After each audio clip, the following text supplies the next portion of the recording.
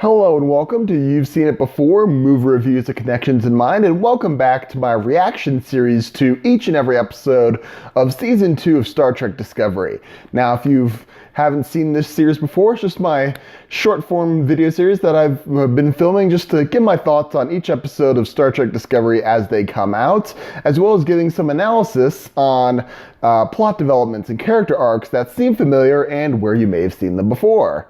So, with all that being said, and without further ado, let's get into Season 2, Episode 5 of Star Trek Discovery, entitled Saints of Imperfection.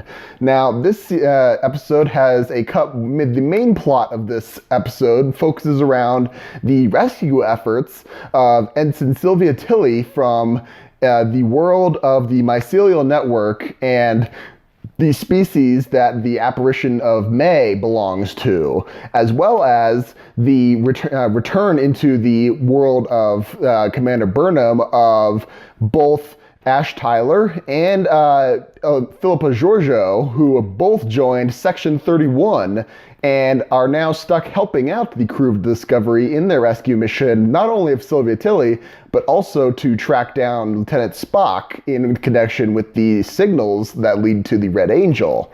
Now, this episode features some interesting plot developments along those lines, especially with how they deal with Sylvia Tilly in this world of the mycelial network, which, if you recall from my last episode, I did call that this world of the mycelial network would be very similar to the Upside Down from Stranger Things, and I feel like I was sort of borne out a little bit by that, and it is a world that you can only reach through a certain technology, a doorway as it were, when the Discovery only does its halfway jump through into the mycelial network, and half the ship is engulfed in this the barrier between normal space and the mycelial network. And that's somewhat similar to how they portrayed the Upside Down in Stranger Things as being a separate world from the other from the normal world outside, and that's sort of borne out in the visuals between the normal parts of the ship and the parts of the ship that are in contact with this new world. So there's an interesting comparison there. Also, this episode features as I said, the ship is essentially divided into sectors of one world to another world, and 2 episodes of Star Trek Voyager were similar in this regard, one of which was from Season 2 entitled Deadlock, in which a duplicate Voyager is created, essentially occupying the same exact space as the original Voyager, and there's a difference between the Voyager that is intact and this Voyager that is incredibly damaged because of this accident that created the situation, and you can get from one to the other with a portal essentially on one of the parts of the ship. Similar circumstance in Voyager Season 7, in the episode Shattered, in which the Voyager is broken up into various timelines of its own future, and various parts of the ship are segmented in this manner, and you can pass through from one area to another timeline to another with these portals. So, not directly comparable, but similar circumstances to this episode of Discovery. And this episode of Discovery also features an interesting plot twist with the character of Dr. Culber, who we saw last in Season 1, when the Ash Tyler / Voq killed him, and he left, but his visions of as he appeared to Lieutenant Stamets when he was in contact with the mycelial network, allowed Discovery to escape the Terran universe. But now it is revealed that somehow, some way, the consciousness of Dr. Culber was able to be transferred to the mycelial network, and he was able to manifest as a body of mycelial spores, essentially, and he is able to live on in this network, and through the use of DNA in the cocoon that was left behind on Discovery, they are able to essentially give Hugh a new body and essentially bring him back from the dead because of these developments in the mycelial network. And however, time will tell whether his entire consciousness was able to get back with that or how this experience will affect him. Very similar, in fact, to an episode of Stargate Atlantis with the character of Dr. Beckett, who was killed off in an earlier season, but in a later episode is revealed that his DNA and somehow his consciousness were replicated by Michael, the Wraith hybrid, and they essentially bring back the character using cloning in that regard.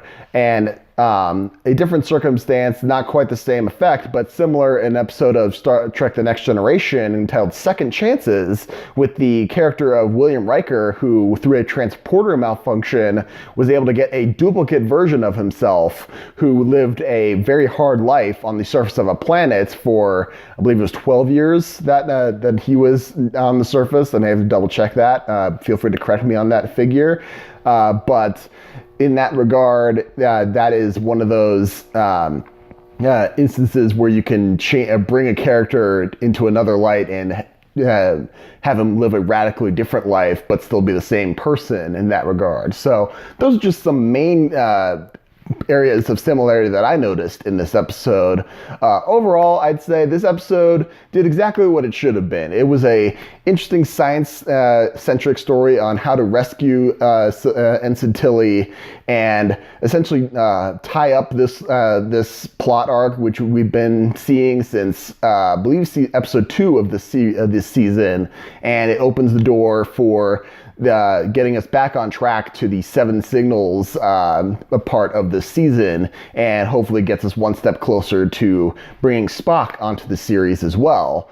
And that will be an interesting stepping stone as well. The fact that they brought back Hugh as a character is an interesting twist. Obviously, it has been done before on other series, but whether he'll be a bit part or he'll play a larger role later on, I don't know. The one thing that did kind of nag at me is how they're going to explain away the more prominent role of Section 31 in an earlier time in the Star Trek universe, when Deep Space Nine established that pretty much no one knew about Section 31 until the era of Deep Space Nine, which is approximately 90 or 100 years after the events of Star Trek Discovery.